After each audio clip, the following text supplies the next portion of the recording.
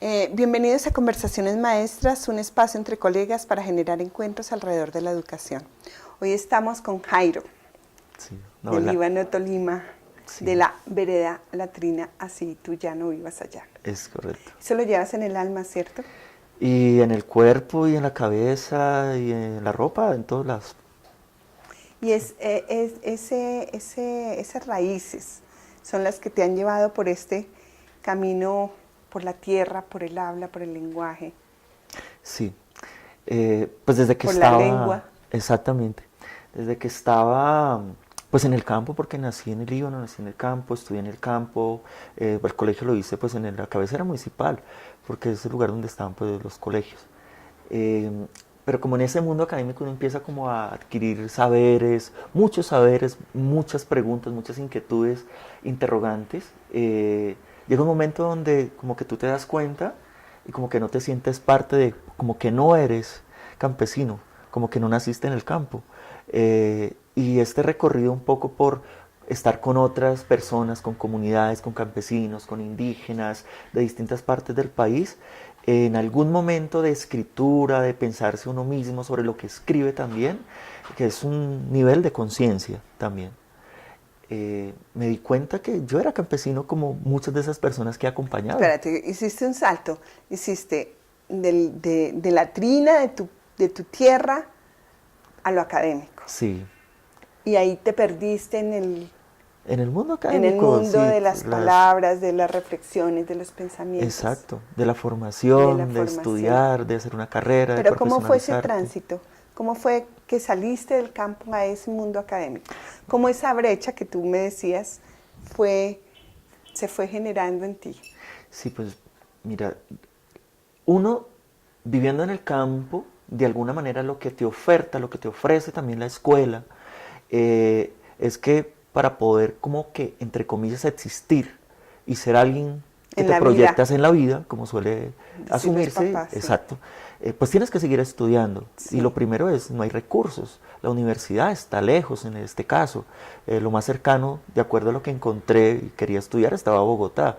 Pero Bogotá no iba todos los días. Hoy día está más cerca Bogotá del Líbano, pero cuando terminé el colegio estaba lejos. Las carreteras no estaban como están hoy día, por ejemplo. Estaba lejos que no tenía familia, estaba lejos que no tenía recursos económicos, estaba lejos, o sea, había una brecha. Y entonces como que ese ideal se diluye un poquito, pero tuve como no sé si la suerte, pero por lo menos trabajé un tiempo y reuní una platita para venirme a Bogotá y estudiar. Me presenté a la universidad, logré pasar el examen de ingreso a la Universidad Nacional y empecé lingüística. Eh, bueno, y allí como muchas personas sin recursos, pues logré sobrevivir y estudiar y pues nada, profesionalizarse. Entonces, pero lo que encuentro luego en esa retrospección es que a muchos como a mí les sigue pasando, sobre todo porque no solamente se vive en el campo, sino que esto de la brecha en términos no solamente de distancia, sino también de conocimientos previos, de oportunidades, de las maneras como se organiza el conocimiento y cómo se oferta y está puesto para que todos podamos acceder, pero la hora, en esta palabrita que llaman evaluación, pues como que tienes que pasar por los exámenes, las pruebas que tienen las universidades que son públicas, en el caso de las universidades públicas, u otras donde debes tener los recursos económicos para poder Sí, pero en la ingresar. evaluación, ¿qué pasa? Pues en la evaluación se supone que de Que alguna tú habías manera, estudiado, que todo estabas perfecto, que ya podías, ¿y qué pasaba? en mi caso, Sí. no, pues que allí había que seguirse formando y preparándose para no solamente enfrentar este mundo, sino para tener lo que suele considerarse como una vida mejor. Claro, pero es que tú hablas de brecha Sí, y dices, a pesar de que ya tenía como todas y no hablemos solamente de ti, sino en general, ya pensando que esto es algo que le ocurre a muchos sí, colombianos que vienen del campo o que están en el que campo, están en el campo. existe todo un conocimiento muy valioso, que me gustaría que tú describieras todo ese Sí, conocimiento que hay, que de alguna manera cuando se enfrentan al otro conocimiento, es como si hubiera dos fronteras, que necesariamente empiezan a interactuar dentro de estas personas que hacen estos tránsitos ¿qué descubren? ¿Qué pasa con esos conocimientos? ¿Qué pasa con estos otros? ¿Cómo es esa relación? Yo creo que habría que ubicar varios elementos. Primero, en esa relación campo-ruralidad o mundo rural, mundo urbano, las ciudades, el modelo de desarrollo, el lugar para acceder a esa mejor calidad de vida, a ese sueño americano que podría llamarse, o ese sueño de ser mejor que ofrece y oferta también la educación, se encuentra en las ciudades. Pero además no solo eso, sino que están los empolios de desarrollo, los centros económicos, el lugar del conocimiento, los validadores del conocimiento, todos están allí. Sí, todos están allí. Los bancos, las universidades, los mejores colegios, todo está allí, los cines. La idea de mejor calidad de vida asociado a ese mundo que está en la ciudad, la forma es la ciudad. Por lo tanto, cada vez más se opone la idea de que lo que no es ciudad, que sería en este campo, en este escenario, lo rural, pues lo rural sería lo opuesto, o sea, donde no están esas ofertas, donde no está el cine, donde no está la educación, donde no está el conocimiento, donde no está todo eso que es el progreso, que es el desarrollo, que es la modernidad también, ¿sí? Que es la manera como la modernidad se expresa. Como eso no está en el campo, pues toda esta oferta no existe. Y como no existe, todos los saberes, las prácticas, las técnicas, las tecnologías, incluso atrevidamente podría decir, que tienen los habitantes rurales, pues como que desaparecen, como desapareció en mí el hecho de que no era campesino, por ejemplo. Y entonces en este mundo rural, los campesinos, los indígenas, los afro, pescadores, campesinos, sus prácticas, artes, sí, todos los habitantes de la ruralidad, del mundo rural, pues de alguna manera no tienen acompañamiento ni económico, ni el suficiente acompañamiento social también, para que puedan sus saberes, sus prácticas, estar cercano de alguna manera, si no igual, pero por lo menos cercano, para que puedan resolver o resolucionar de alguna manera sus necesidades básicas. Entonces tú no encuentras que tengan alcantarillados, que tengan acueductos, que tengan acceso a agua potable, que tengan un lugar de accesibilidad para la biblioteca, con todo lo que pueda significar una biblioteca en términos de simbólicos simplemente. La biblioteca, un mundo donde hay conocimiento, donde hay libros, donde se puede aprender cosas, donde puede estar internet, donde puede estar la conectividad. Como no existe, y si existe, existe de una manera específica, condicionada para un mundo pobre. Entonces tendremos escuelas pobres, no hay laboratorios, y el laboratorio que se tiene es el laboratorio para el ay pobrecito, ¿sí? Porque además, como no lo tiene, entonces no lo va a cuidar, entonces no se le puede dar porque desgasta. Bueno, toda una serie de connotaciones que están en este mundo rural y que de alguna manera, donde están ofertados, es en la ciudad. Entonces muchas de las migraciones no solamente se dan por la presencia de la violencia, que es muy fuerte, pero no necesariamente. Cuando uno mira las estadísticas en términos de los desplazados por violencia, a los desplazados por otro tipo de fuerzas, desplazados por la situación económica, solamente este número de los desplazados por fuerza, por no tener con los recursos, por la situación económica, son muchos más que los desplazados por la violencia. ¿Tú crees bueno, es decir, hay un escenario donde de alguna manera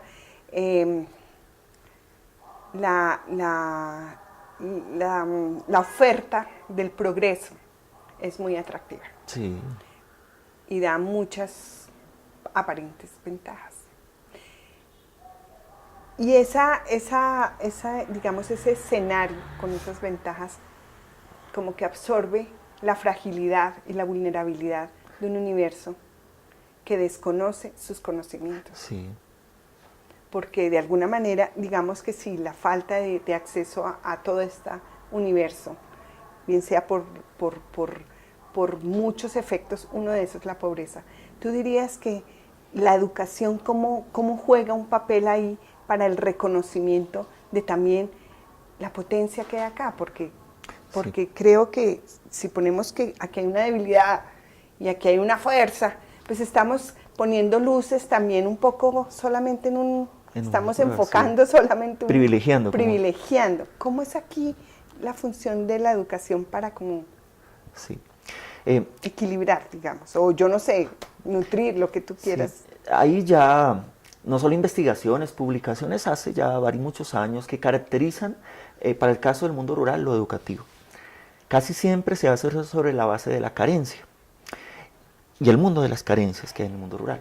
Entonces, y siempre uno de los elementos mayoritarios es la pobreza, asociado a familia a temprana edad. La escolarización y la deserción se presenta de manera bastante representativa en lugares como cuando pasas de la básica primaria a la secundaria, o sea, pasas de grado quinto a hacer bachillerato, grado sexto, es el primer momento de deserción más fuerte, luego en el grado noveno, y así sucesivamente los poquitos que logran terminar grado 11, que no ven la posibilidad de seguir estudios, uno de los elementos de la pobreza.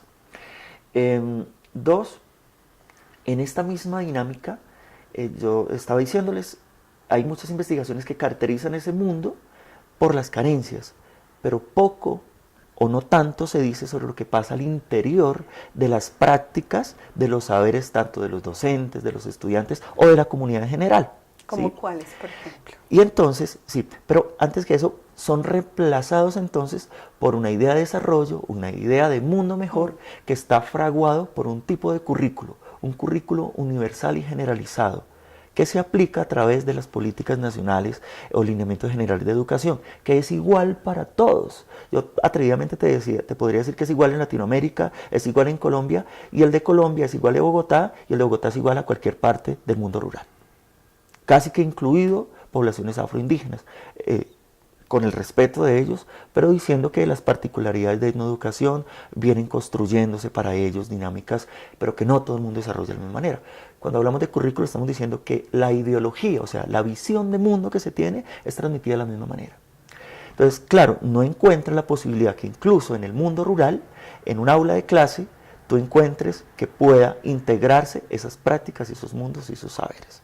Entonces eso es un reto fuertísimo. Entonces ahora para aterrizar en tu pregunta. Lindísimo, porque es como si ellos pudieran hablar. Sí. Pudieran decir, mire, estamos en este currículo, ¿qué cosas? Exacto. Entonces, en ese currículo existente, que es ajeno a las prácticas, que es ajeno a los ritmos de las comunidades, que es ajeno a los saberes, ¿sí? Hay posibilidad de transformarse. O sea, transformar implica, en el caso de lo que preguntas, en el mundo de la escuela, de lo académico, transformar el currículo. ¿Con qué se cambia? ¿Con qué se llena? ¿Qué se le pone? Los saberes, las prácticas, construidos de manera colectiva, con lo que hacen los docentes. Uno va al mundo rural y que encuentra que los docentes empiezan a seguir los lineamientos y a responder a estos lineamientos. Los maestros, pocos o difícilmente se preguntan o tienen el espacio para preguntarse tranquilamente en el grupo de docentes del lugar que sea y decir, mira, es que me parece que esto no funciona, es que me parece, porque tienen que responder esos lineamientos. Y así la comunidad también dice, no, pues la comunidad menos, porque la mayoría o hay un nivel de analfabetismo o no tienen la posibilidad de ingresar todos los días a las aulas y construir colectivamente conocimiento, no se le pregunta al otro, no se interroga al otro, y la enseñanza en las aulas igual, los niños allá sentados en forma horizontal, en línea, y el docente al frente en el tablero explicando lo que es el conocimiento, que hay un conocimiento allí efectivamente. ¿Cuál es el conocimiento que hay acá? Cuéntame. Exacto. Entonces, ese mundo, ese conocimiento que haya, por ejemplo, sus saberes y sus prácticas, los conocimientos en tecnología, para poner algún ejemplo, así que me gustaría más a través de ejemplos. Sí, claro. Por ejemplo, los hornos de pan, que son, en muchos lugares del país se construyen una especie de iglú, con ladrillo, cemento, adobe, por ejemplo, o bareque, entonces barro, boñiga de vaca, excrementos, pues, en algunos lugares revuelto con pasto, con barro, ¿sí? Que lo pisan, lo adecúan y lo recubren, entonces queda una especie de iglú y un hueco dentro, sobre una base elevada. Ponen 1 hora, 2 horas a leña, prenden el fuego, 2 horas de leña allí quemándose, sacan todos los residuos después, barren muy bien y allí asan desde una lechona, pasteles para cumpleaños de 15 años o pasteles, almojábanas, panes en general, arepas, todo lo asan allí. Y yo me preguntaba, miraba por debajo, ¿dónde colocan para graduar incluso la temperatura? No. El calor queda conservado allí dentro de una manera que saben ellos hacerlo. Yo no lo sé hacer, lo he visto hacer. Y ponen una tapita ahí, cualquier cosa un poquito más abierto, un poquito más abierto, más o menos abierto para que entre cierta cantidad de aire y logran graduar la cantidad de temperatura para asar desde una lechona hasta tener un ponqué de cumpleaños. ¿Qué hay allí? Conocimiento que se transmite de manera oral, siempre. ¿Sí? El tipo de leña que se usa, porque no toda genera la misma temperatura. Si es leña de café, genera un tipo de temperatura distinta, ¿sí? Y por lo tanto mayor concentración del calor. Si es por ejemplo, yarumos, que hay como 17 variedades de yarumo, entonces dependiendo del tipo de yarumo, es balso, es más delgado, el calor, la temperatura que se va a graduar dentro es menor. Entonces, dependiendo del tipo, si es un roble, dependiendo del tipo de madera, si es guadua, dependiendo del tipo de madera va a variar la cantidad de temperatura, por ejemplo. Y eso solamente lo saben ellos o se sabe con este tipo de prácticas. Fíjate la cantidad de conocimiento que hay, porque se está haciendo taxonomía, se está haciendo una cantidad de reconocimiento de territorio, se está haciendo química, porque... Química, sí, física, las temperaturas, las resistencias, un tipo de conocimientos allí. Los secadores de café, por ejemplo. Entonces, es una construcción eguadua, colocas plástico alrededor como una especie de biodigestor, por decirlo así, de manera de ejemplo, y allí secan el café. Dependiendo de la cantidad de sol, puedes colocarle una especie de sábana encima para aumentar o disminuir la temperatura. O cosas más bonitas como por ejemplo la transmisión de conocimiento cuando, aunque esto puede sonar a, no sé si sexista de alguna manera, pero ocurre en estos mundos, cuando le enseñas y le transmites a una niña, porque además está clasificado los roles también, para preparar un sancocho. O sea, no logras hacer un buen sancocho si no logras de alguna manera saber y escoger el tipo de plátano verde además. Si está cercano a estar pintón o maduro, pues no va a servir y queda dulzón. Si está muy biche, va a quedar un poco baboso o amargo. El plátano primero tiene que estar en su punto, pero no solo eso, la manera como se pela un plátano. No todo el mundo sabe, como yo, pelar un plátano, que no lo sé. Tiene una manera, un orden de pelarlo. ¿Sí? Si está verde, se supone que las manos se te manchan y esta mancha, no solo la ropa, sino las manos, no lo quita nada, dura varios días con esto. Ellos pelan cantidad de racimos de plátanos y no se manchan. Claro. Todo esto que está allí se transmite sobre todo a las mujeres, no desde muy pequeñitas, sino que paulatinamente les van diciendo, acompáñame a la cocina y les ponen pequeñas funciones. Primero a hervir el agua, después a echar el arroz, por ejemplo, a la olla, además estufas de leña también muchas veces, para que vayan aprendiendo paulatinamente y gradualmente funciones y roles. Entonces, yo no sabía pelar un plátano, pero después sabes que si pelas un plátano, por ejemplo, con un cuchillo, te va a perder parte de la consistencia, tienes que pelarlo pues con la mano, picarlo con el dedo, muchas veces yo a veces lo he hecho y lo pico con el cuchillo y eso queda aguado, porque el plátano además picado con el dedo hace que el sancocho espese. Esto es una belleza, es una educación ligada a la vida, a la cotidianidad, a las prácticas de vida. Sí, entonces muchas veces uno dice, no, pero que yo voy más bien a un restaurante y me compro un buen sancocho. Y uno cuando come un sancocho de esto sabe distinto, tiene una sazón distinta, tiene una contextura distinta. Y muchas veces uno va a un restaurante y es más o menos líquido, ¿no? Estos son espesos por razones de preparación que saben y que transmiten como conocimiento. Cuando construyes un cerco, por ejemplo, para que no se escape una res, una vaca, o no se meta a alguien para que las quiera sacar, o en fin, eso tiene pues una cantidad digamos, de distancia, a qué distancia se coloca, cómo clavar, toda una serie de conocimientos. Matemáticas, geometría, de cálculo, todo lo que hay allí. Una cantidad de conocimientos. Química. Fíjate que esa química, toda esa cantidad de conocimientos, como tú, frente al universo disque del progreso, podríamos entrar a hacer conexiones, porque igual esto podría nutrirnos de alguna manera, de manera más poderosa, si pensamos que estamos como en un diálogo de dos mundos, ¿no? Sí. Eso sería como la labor. Sí, pero yo quisiera seguir por el ejemplo sin desviarme de lo que me estás preguntando, pero aterrizarlo en otro lugar con el currículo, porque ahí están los conocimientos y uno sí, los reconozco, yo sé qué pasa. Uno, no ingresan al mundo, digamos, académico, a la escuela, porque están allá.